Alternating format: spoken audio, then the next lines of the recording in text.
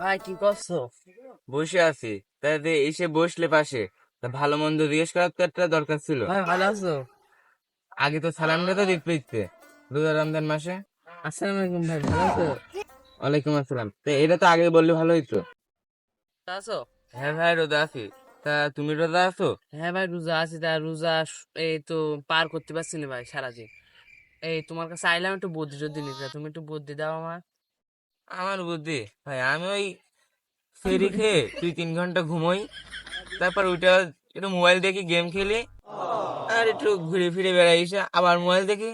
এইভাবে আমার সময় কাটাচ্ছি আমি। ভাই আমি তো গরিব মানুষ, আমার তো ফোন নেই, তাই 3 ঘন্টা মতন ক্যারাম বোর্ড খেলি, তা 3 ঘন্টা তো দাঁড়ায় থাকা সম্ভব না। তাই হচ্ছে ওই বসে একটু টাস খেলি, 3 ঘন্টা টাস খেলে তো সময় যায় না। এই ঘুম টুম লাগে ভাই। তা হচ্ছে এই যে খালি পেটে তো আর ঘুম আসে না। তা কি করবো, হয়তো পারা হয় না, তা দেখি কি করা যায়। হয়তো চলো এদিকে একটু হেঁটে আসি। রোজা থেকে যাবা? তা চলো যাই, ঘুরে আসি। বললা ভাই ওরা কি করছে ওখানে? চলো তো ভাই গিয়ে দেখি। কি করে? ভাই তোমরা ছোট রেখেন কি করছো? ছোট মানুষ রোজা থাকবে থাকে যে একটু দিন কাজ আছে আমরা টিকটক করছি। তোমরা টিকটক পারো? দেখবেন আপনি তো একটু দেখাও দিন।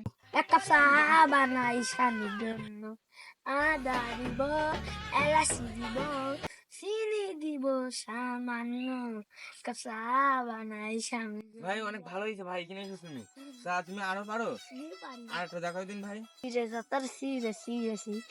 সেরি করলি ইফতার করলি নামাজ পড়লি না, চার রেখাতি তারাবি করলি বাইরে পড়লি না, 5 ওয়াক্ত নামাজ 17 ফরজ কেমনে গিলি ভুলে, জুদা থেকে নামাজকে দূরে কেমনে দিলি ঠেলের মনি ইসি ইসি ইসি। কি কি করছো ভাই তোমরা এখানে? ভাই আমরা সব টিকটক করছি। টিকটক করছো তো তোমরা রোজা নেই? ভাই রোজা আছি। তা রোজা থেকে এরকম টিকটক করছো? তোমাদের রোজার দিন কিভাবে পার করতেছো একটু বলো তো। রোজার দিন তো বলো দিন শুনি। ভাই আমরা এইভাবে পার করছি, টিকটক দেখছি আর গেম খেলছি, এইভাবেই সময় পার করছি ভাই। এই যে ওই নাটক দেখো, সিনেমা দেখো, সময় পার করলে রোজা হবে? এই ছাড়া আর কি করেছিল? ও বাবা, এই ছাড়া করে হয় না? আমি বলছি বলো তোমরা ভাই। রোজার দিন পার করো। তা বলো ভাইয়া।